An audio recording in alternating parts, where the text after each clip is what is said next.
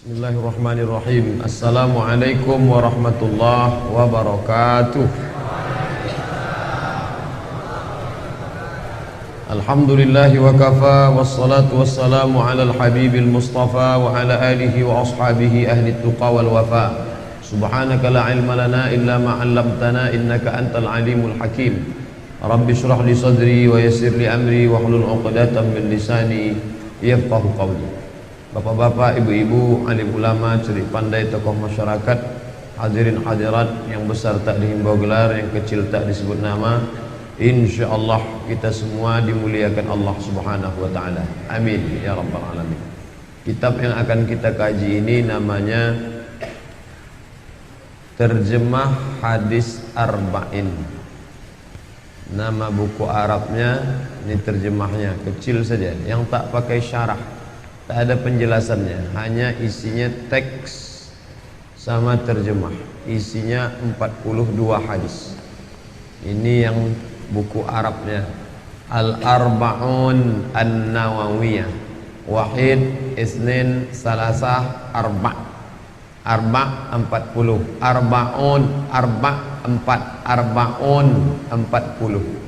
Kalau tak ada penyebab apa-apa di pangkalnya, maka ujungnya un, muslimun, mukminun, kafirun.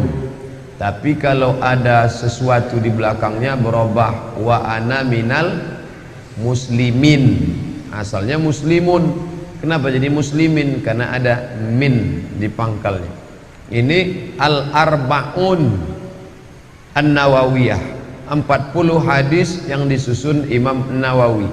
Tapi di sini ditulis Kitabul Arba'in. Kenapa di sini Arba'in? Di sini Arba'un karena ini tak ada sebabnya apa-apa. Maka Arba'un. Tapi karena di sini jadi mudhaf ilaih, maka Kitabul Arba'in An-Nawawiyah. Jadi jangan berkelahi hanya gara-gara Arba'un dengan Arba'in. Nanti diselesaikan oleh Pak Arba'mis. Golak. Terjemahnya ini. Saya tak biasa baca terjemah tuh Pak Ustadz. Mau teks Arabnya ini. Kami kalau cuma teks Arab tak paham Pak Ustadz. Yang pakai syarah. Kalau ayat Quran penjelasannya namanya tafsir. Kalau hadis nama penjelasannya syarah. Makanya di Malaysia orang yang menjelaskan itu disebut pensyarah. Dr. Mustafa Umar adalah pensyarah. Artinya beliau orang yang menjelaskan. Sebelum dosen masuk, mahasiswa itu tak jelas. Setelah dosen masuk menjadi jelas, maka disebut dia pensyarah. Di tempat kita ini disebut dosen. Sebelum dosen itu masuk, paham mahasiswa itu. Begitu dia masuk makin tak paham. Ini disebut dosen. Yang ini terjemah bahasa Indonesia, syarahnya terjemah bahasa Indonesia. Yang ini syarahnya terjemah bahasa Arab. Yang ini syarah oleh Dr. Hisham Kamil Hamid Musa Asy-Syafi'i. Di ujung namanya Asy-Syafi'i, mazhab dia Syafi'i. Al-Azhari karena dia tamat Al-Azhar. Imam wa khatib di Masjid Zahir Baybas. Dia imam dan khatib tetap di Masjid Zahir Baybas. Dr. Hisham Kamil Hamid Musa Syafi'i Azhari. Kitab ini langsung dihadiahkannya ke saya supaya ajarkan nanti di Indonesia. Bersambung sanadnya ke Dr. Hisham Kamil Hamid Musa. Sedangkan ini terjemah bahasa Indonesia. Kenapa buku ini yang dipilih? Ini yang ada. Inilah yang ada lagi tinggal. Dicari-cari syarahnya. Ditulis oleh syarah Dr. Mustafa Dib Al-Bugha dan Muhyiddin Mistu dari Suriah. Isinya pertama matan hadis. Matan itu artinya teks. Sedangkan silsilah nama orang sampai ke matan namanya sanad. Di mana kamu ambil hadis nih? Sahih Bukhari. Imam Bukhari meninggalnya kapan? 256. Nabi Muhammad meninggalnya kapan? Tahun 11. 256 kurang 11, 245. Jarak dari Nabi ke Imam Bukhari 245 tahun. Mana mungkin Nabi berjumpa sama Imam Bukhari? Imam Bukhari mimpi Pak Ustaz. Dalam hadis mimpi tak laku, forecast itu namanya. Imam Bukhari mendapat hadis itu dari gurunya, namanya Abdullah bin Maslamah. Abdullah bin Maslamah dapat dari gurunya, namanya Malik bin Anas. Malik bin Anas dapat dari gurunya, namanya Abu Zinad. Abu Zinad dapat dari gurunya, namanya Al-A'raj. Al-A'raj dapat dari gurunya, namanya Abu Hurairah. Abu Hurairah dapat dari gurunya, namanya Sayyidina wa Maulana Muhammad sallallahu alaihi wasallam. Sanad itu silsilah periwayatan. Habis sanad jumpalah matan. Matan artinya teks isi hadis. Isi kitab ini pertama matan. Setelah matan terjemah. Setelah terjemah kedudukan hadis. Apakah hadis itu sahih? Di bawah sahih hasan, di bawah hasan dhaif, di bawah dhaif maudhu'. Setelah kedudukan hadis, bahasa hadis, kosakata, bahasa awaknya vokabularis. Di bawah kosakata latar belakang hadis. Latar belakang hadis, istilah ilmu hadisnya asbabul wurud. Kalau mengaji tafsir sama Dr. Mustafa Omar namanya asbabun nuzul. Kalau dalam hadis asbabul wurud. Isi dan hikmah hadis. Saya yang awam ini tak tahu, saya entah apa-apa aja isi hadis itu. Datanglah Dr. Mustafa Dib Al-Bugha, dijelaskannya lah isi hadis ini 1, 2, 3, 4 menurut ulama. Mari kembali kepada Quran dan hadis. Mari kembali kepada Quran dan hadis. Apa mampu? Apa sanggup? Abdul Somad hamba Allah yang dhaif ini tak sanggup. Maka dia kembali ke Quran dan hadis melalui pemahaman ulama. Dr. Mustafa Dib Al-Bugha, Syekh Dr. Muhyiddin Mistu, ditambah lagi Syekh Dr. Hisham Kamil Hamid Musa dari Mesir. Ini dari Suriah. Penjelasan lafal muskil. Muskil bahasa Arab, bahasa kitanya problem, masalah. Ada bahasa-bahasa yang bermasalah.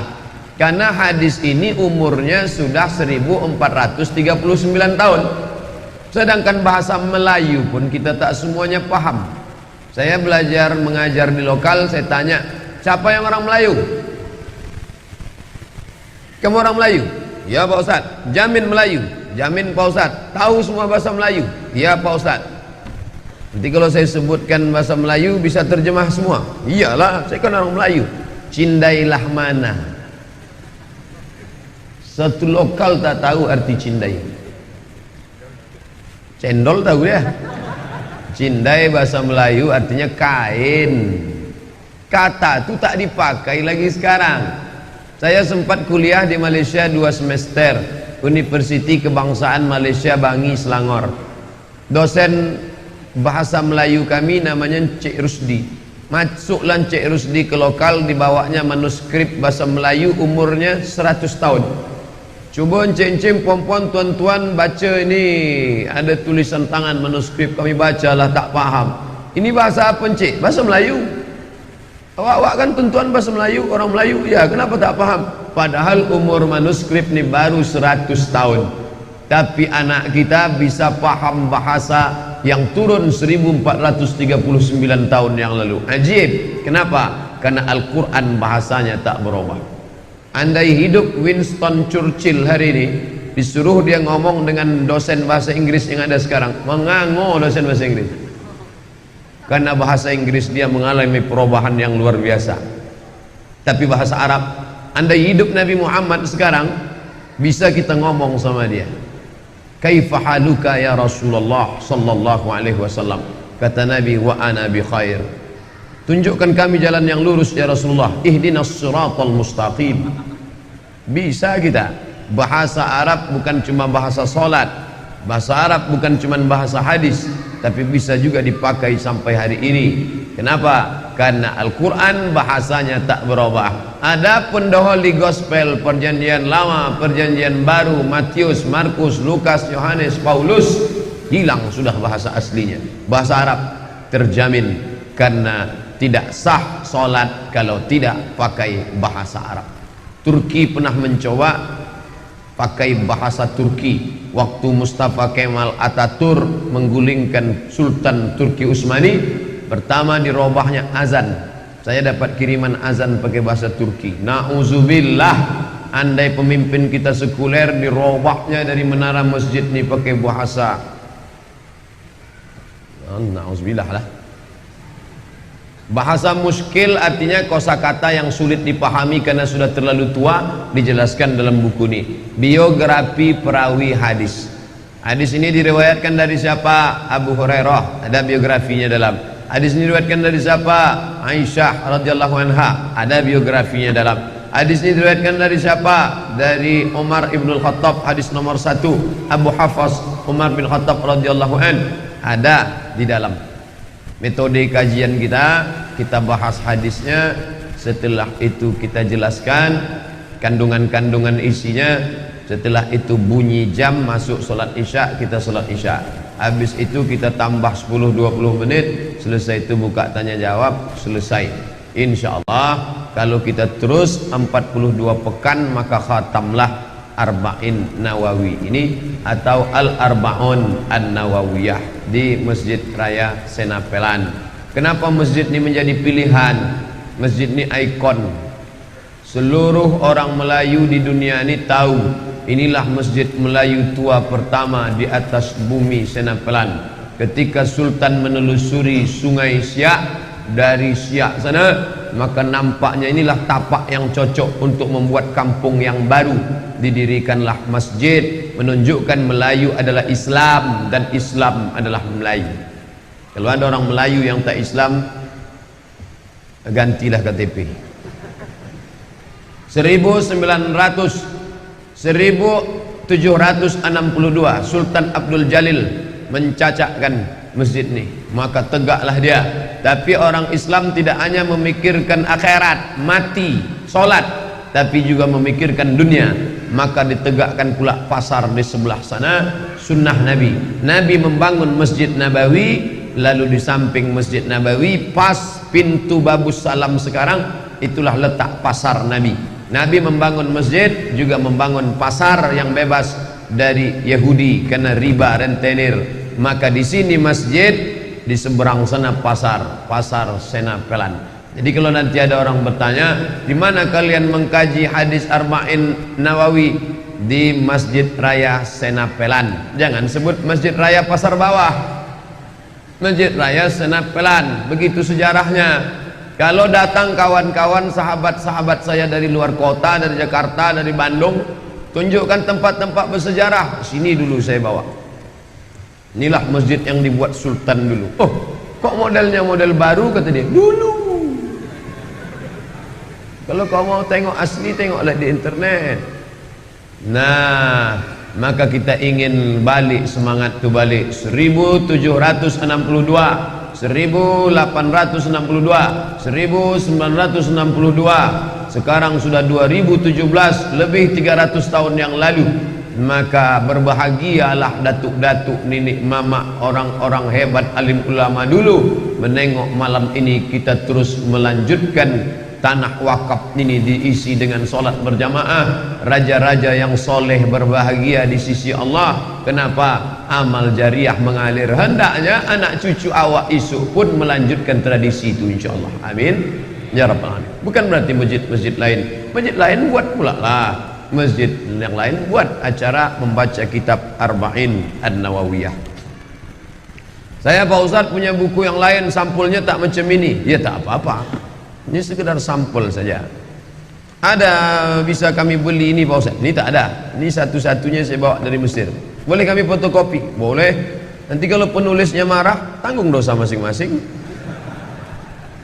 Ini atau yang terjemah nih, untuk supaya menjadi pegangan. Kenapa mesti 40?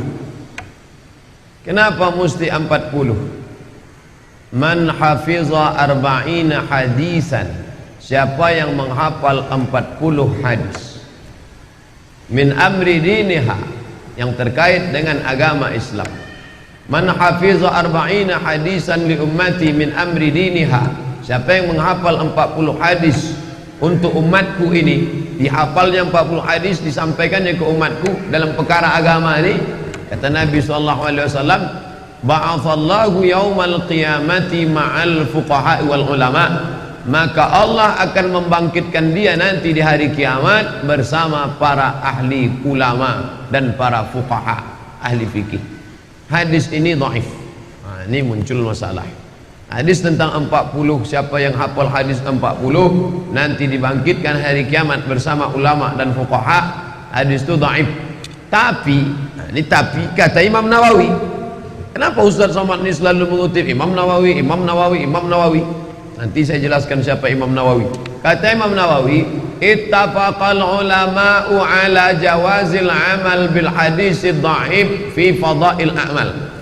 Sepakat ulama. Imam Nawawi yang ngomong, jangan saya. Ini selalu saya tekankan, jangan katakan Abdul Somad. Nanti orang mengejek saya di internet. Saya tak apa-apa, tak pernah saya baca. Jamaah yang tak lelap tidur, asik membaca komen. Sakit hati kami Pak Ustaz. Siapa yang menghafal 40 hadis dari urusan agama ini akan dibangkitkan hari kiamat bersama para ulama. Hadisnya dhaif, boleh dipakai. Kata Imam Nawawi, ittafaqal ulama ala jawazil amal bil hadis dhaif fi fadail a'mal. Sepakat ulama boleh mengamalkan hadis dhaif untuk fadail a'mal. Dijelaskan lagi oleh Imam Jalaluddin Abdurrahman As-Suyuti yang datang setelah Imam Nawawi. Kata dia syaratnya 5. Tidak dalam masalah akidah tauhid, tidak dalam masalah hukum halal haram, tidak ada periwayatnya kadzab pendusta. Dia pula masih dipayungi hadis dalil umum dan untuk fadail amal, motivasi beramal. Ya tak apa-apa, tak masalah, hanya untuk motivasi beramal. Jadi kalau ada adik-adik yang sudah menghafal 40 hadis nih, tapi katanya arbaun 40, kenapa waktu kami buka isinya 42?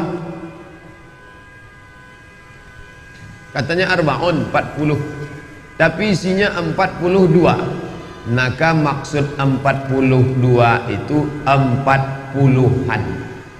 40-an. Ibu lahir tahun berapa, Bu? Lahir tahun 70-an. Nanti artinya 75, 71, 72. Nanti kalau baca buku Syama'il Muhammadiyah ditulis oleh Imam Asy-Syama'il Al-Muhammadiyah, sejarah, sifat, fisik, karakter, bentuk wajah, bentuk sorban, bentuk selop Nabi, ditulis oleh Imam Abu Isa Ibnu Sawrah At-Tirmidzi, meninggal 275. Di situ dijelaskannya Nabi Muhammad meninggal umurnya 60. Sedangkan kita baca dalam kitab sirah 63. Kenapa di situ disebut 60? Waktu kami tanya sama Syekh, kenapa di sini 60? 60-an. 61, 62, 63. Begitu juga ini, katanya arba'in 40 lah. Kenapa isinya 42? 40-an. Lebih baik berlebih daripada kurang. Jangan berhitung-hitung sama Allah. Kau hafal berapa hadis? Pas 40. Kalau kurang 1, 39. Tapi kalau dihafal 42, 43, kurang 3, tetap 40. Jangan berhitung-hitung sama Allah. Nanti Allah berhitung-hitung pula sama kita. Ini tentang masalah angkanya, kita bahas detail semua. Kenapa Imam Nawawi menulis hadis ini? Yang pertama, ditengoknya, dilihatnya banyak kitab-kitab sebelum dia. Jama'al ulama'u arba'ina fi usuluddin, Jama'al ulama'u arba'ina fi usuluddin. Ku tengok ada buku-buku 40 hadis disusun ulama tentang usuluddin. Usul, asal, dasar, din, agama, tentang Allah, tentang malaikat, tentang rasul, tentang kitab, tentang hari kiamat, tentang takdir.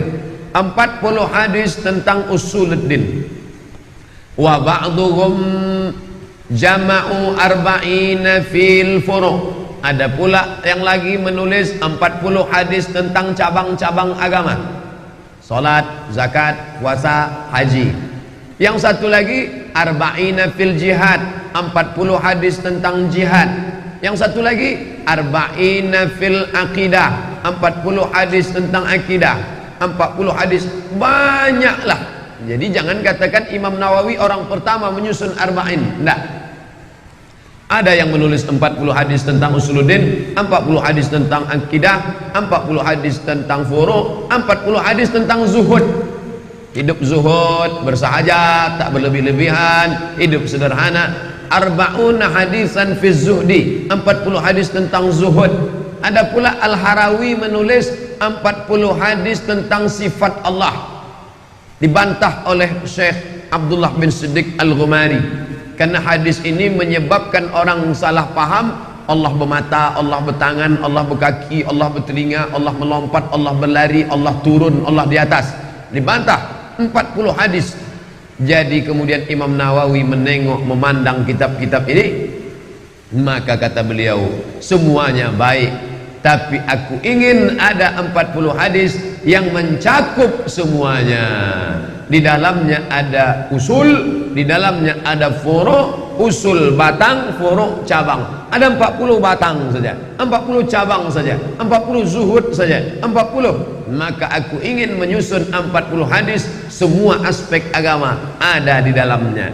Maka disusunnya lah 40 arba'un hadis pilihan Nawawiyah, karena yang menyusunnya Imam Nawawi. Arba'un an-Nawawiyah, kebetulan datang Imam Ajluni, maka disebut nama kitabnya Arba'un Ajluniyah, karena kebetulan disusun Imam Ajluni. Arba'un Ghumariyah, ada ulama dari Maroko namanya Abdullah bin Siddiq Al-Ghumari. Arba'un Al-Ghumariyah, 40 hadis disusun Imam Al-Ghumari. Kemudian datang pula ustadz dari Pekanbaru, disusunnya Arba'un As-Somadiyah, 40 hadis disusun oleh Ustadz Somad, belum keluar lagi. Jadi ujung nama itu menunjukkan siapa yang menulisnya. Arba'un An-Nawawiyah, 40 hadis disusun oleh Imam An-Nawawi. Pesan tuan-tuan guru dulu, kalau nanti membuka kajian hadis, sebelum ini kita buat kajian hadis pilihan tentang ini, tentang ini. Nah, kita mau fokus diawali dengan 40 hadis Nawawi. Nanti kalau sudah hatam ini, insyaallah panjang umur, sehat badan, hatam, kita pindah nanti ke Riyadhus Shalihin punya Imam Nawawi juga. Kalau hatam Riyadhus Shalihin, baru kita pindah lagi namanya kitab Al-Azkar Imam Nawawi juga. Kalau hatam Al-Azkar, baru kita pilih yang agak fokus ke hukum fikih, itulah namanya kitabnya kitab Bulughul Maram min Adillatil Ahkam, mazhab Syafi'i juga, namanya Imam Ibnu Hajar Al-Asqalani. Kalau sudah khatam itu nanti, barulah kita pindah ke Mukhtasar Sahih Bukhari. Jangan langsung ke Sahih Bukhari, pilih Mukhtasar, ringkasannya dulu. Setelah ringkasan Sahih Bukhari, barulah kita pindah ke kitab Sahih Al-Bukhari, 7.275 hadis. Andai tak sampai, Ustadz mati, niat sudah sampai. Anak cucu, adik-adik, murid kita akan melanjutkan ke majelis ini insyaallah. Innamal a'malu binniyat, amal dengan niatnya. Tapi jangan pula gara-gara amal niat lalu berniat malam ni lalu tak datang lagi.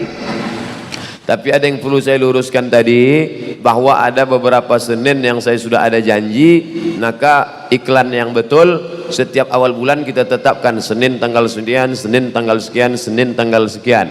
Karena ada beberapa tanggal saya tak bisa datang, jangan nanti jamaah kecewa. Katanya Ustadz datang, tengok iklan capture yang sudah dibuat baik-baik. Untuk bulan Oktober ini Senin tanggal ni, tanggal ni, tanggal ni. Masuk nanti awal November keluar lagi capture baru, Senin tanggal ni, tanggal ni, tanggal ini. Karena kalau sudah kita datang, Ustadz tak datang, hati kita rusak.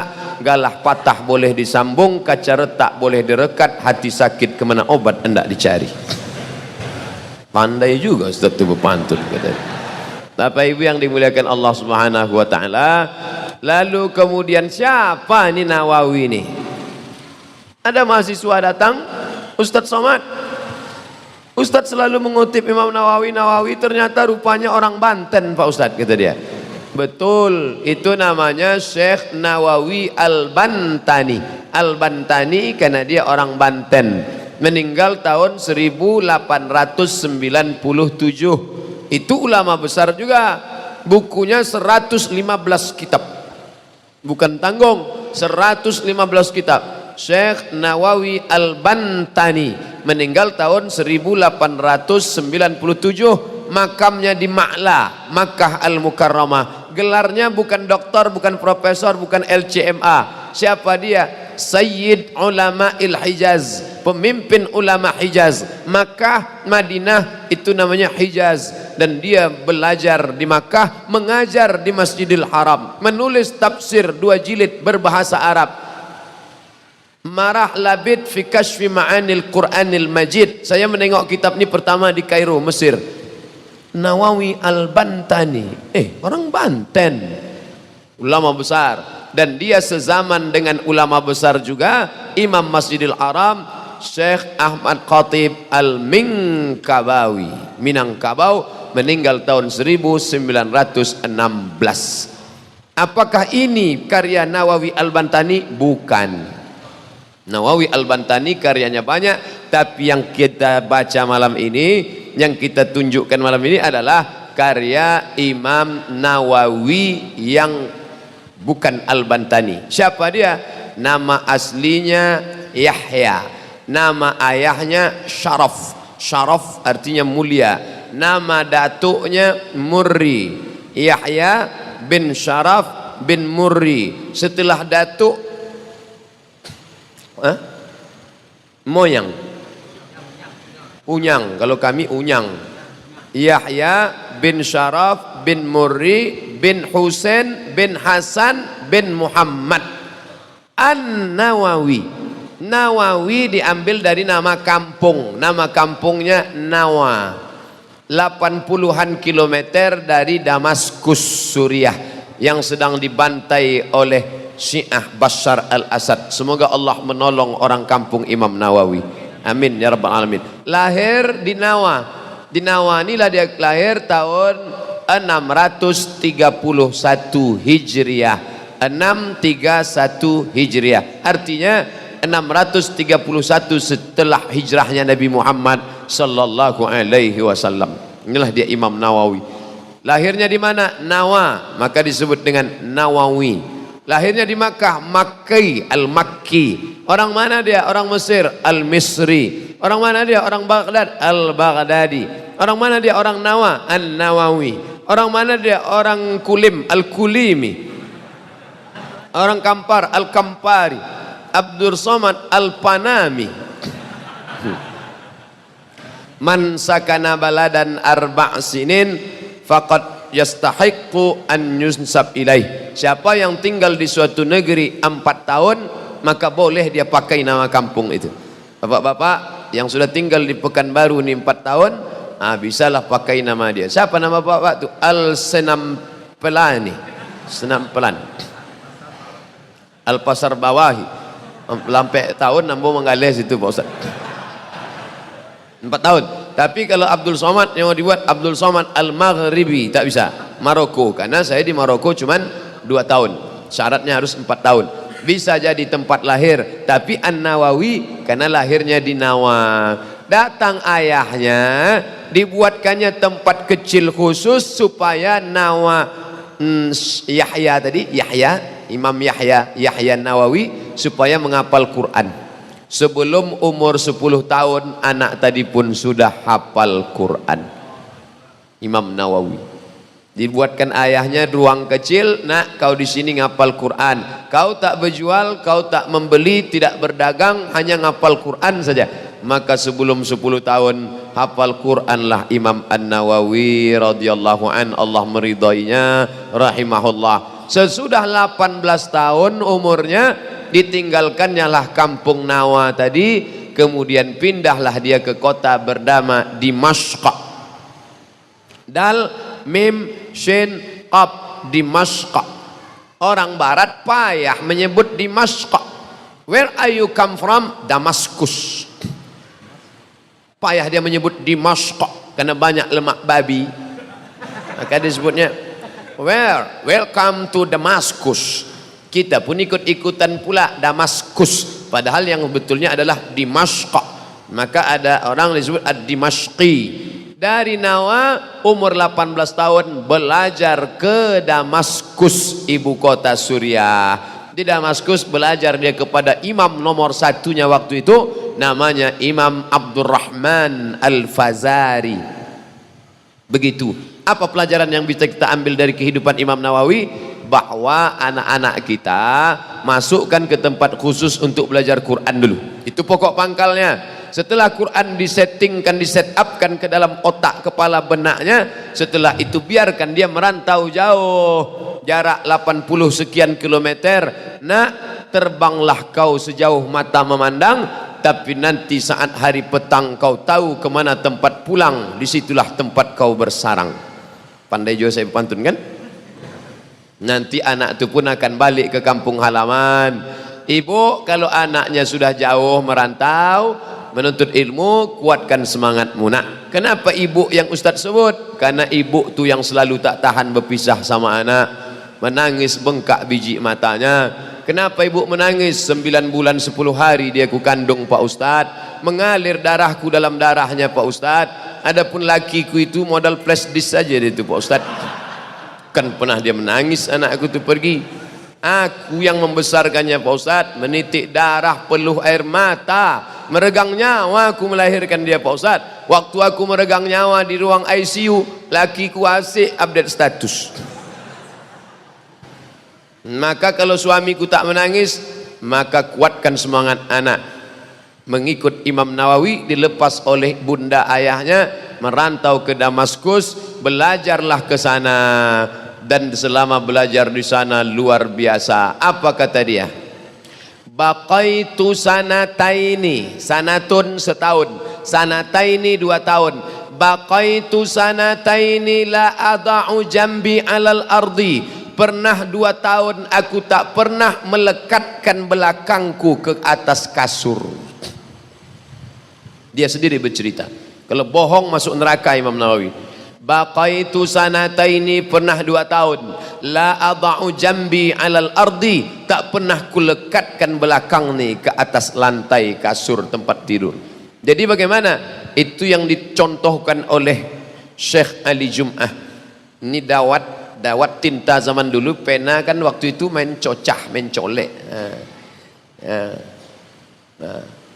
Pakai bulu ayam. Ini asal mengantuk dia. Idza ghalabanin naumu, naum tidur, kalau aku diserang kantuk, astanidu ala kutubi lahzatan, maka ku sandarkan keningku ke buku sesaat. Saking beratnya sudah tak telap lagi, maka ku sandarkan kepalaku ke buku sesaat.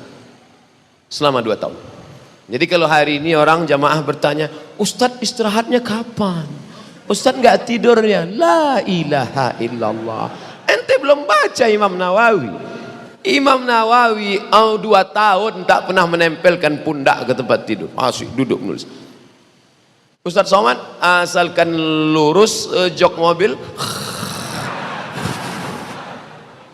dari Dumai dari Rokan Hulu tidur, ini balik. Nah jamaah, Ustaz harus banyak istirahat, harus banyak tidur aja kerja. Imam Nawawi, kalau aku lelah, kata Imam Nawawi, kalau capek aku menulis, bukan pakai laptop, bukan copy paste, menulis. Kalau aku letih menulis, diletakkannya tinta pena itu, dia pun bersyair, membacakan syair-syair. Itulah kenapa dalam pengajian ada munsyid.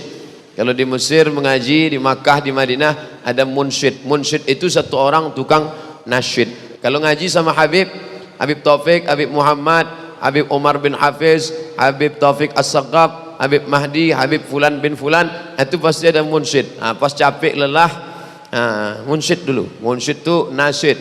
Maulaya salli wa sallim daiman abada ala habibika khairi khalqi kullihim. Istirahat sejenak. Itu munsyid datang. Istirahat sejenak, habis ini baru kita sambung. Jadi Ustaz dari tadi cerita aja, kapan kita kaji hadisnya? Nanti. Alam ini muqaddimah aja dulu. Kita lanjutkan tentang Imam Nawawi setelah salat Isya. Assalamualaikum warahmatullahi wabarakatuh.